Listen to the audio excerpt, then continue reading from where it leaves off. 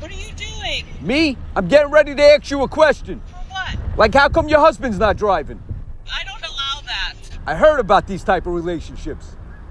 Weirdo. Give me a signal if you need help. Oh, there it is.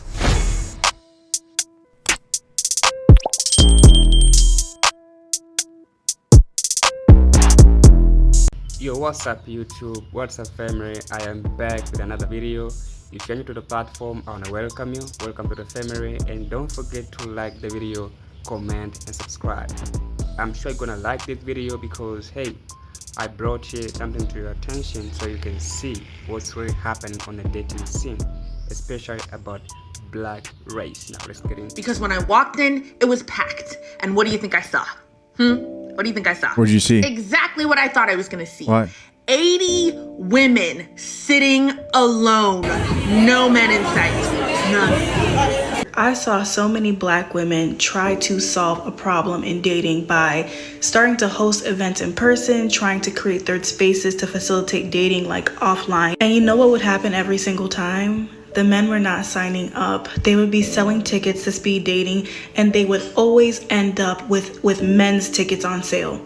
Always, because they weren't buying any. Just the other day, a big account that I follow for black creatives did like this Cupid thing where they were like, hey, send us a profile about yourself and we would love to post it and like play matchmaker. Sounds like a cute idea, right? Not one single man sent their profile in. And mind you, this is an account that has well over 100,000 followers. It's just time to stop. It's time to stop. They have made it very loud and clear that they do not singles event, and here's why I think we're doomed to be single for the rest of our lives.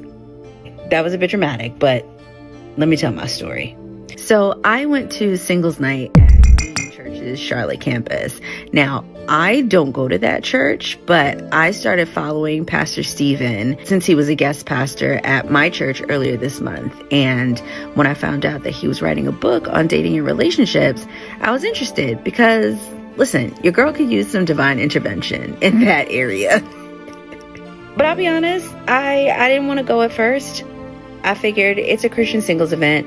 There's going to be 11 women there and like 2 men.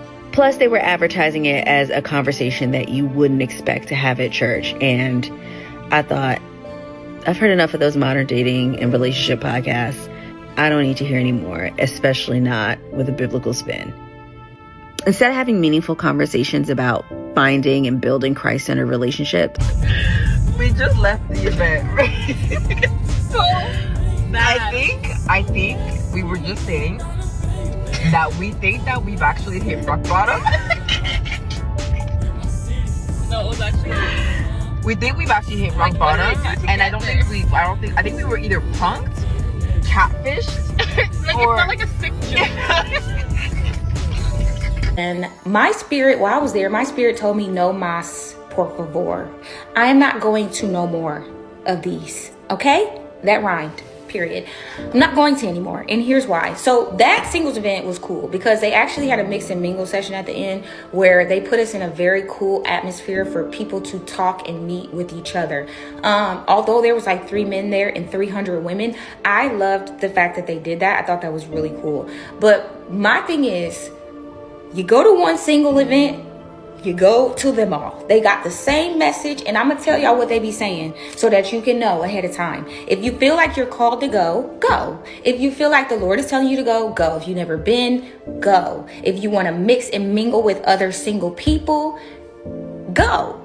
But let me tell you, this is gonna be the singles conference starter pack. I'm gonna tell you what you're gonna get, okay? I'm gonna get hate for this, but whatever. I approached a black man this week at like a dating event, and he was not interested in me, and that by itself is like not a great story, right? I tried to shoot my shot, he was not interested, I moved on. But immediately after I walked away from this man, he went up to a group of 5 white women and he introduced himself to all of them.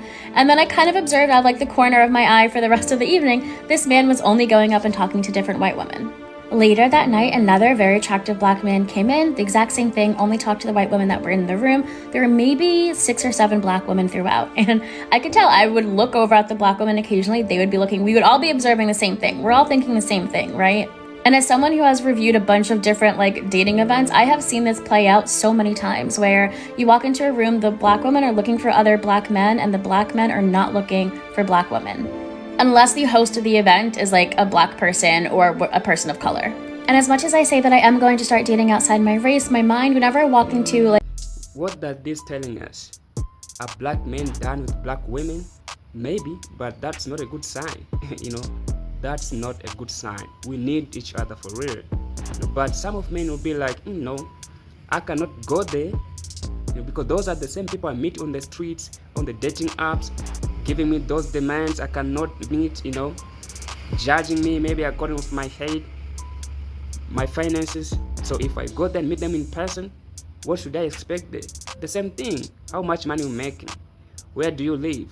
This and this demanding, so that's why they be like, hey man, let me step aside, and see what's happening. So they have to change first and men will come. I believe, I don't think there's any man right there who don't want to have a happy family, having a girlfriend, maybe a wife, having kids. A lot of them, they want it, but for what women they are doing, it makes them stay away. They are chasing men away, you see.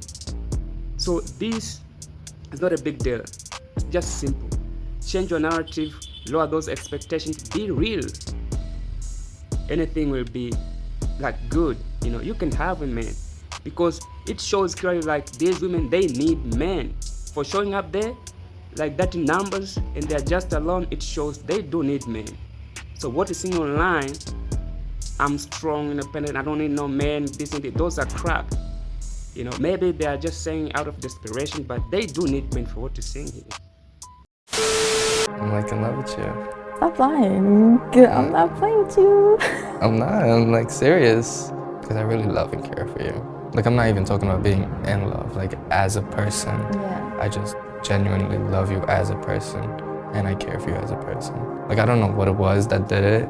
But like ever since we like got back in contact and we've been like that. It was just like everything just like skyrocketed from there. I never want you to forget about how much I care about you. And sometimes I just want to shove my foot in your face. You want to shove your foot in my face? Yeah. Because I don't listen? Yeah.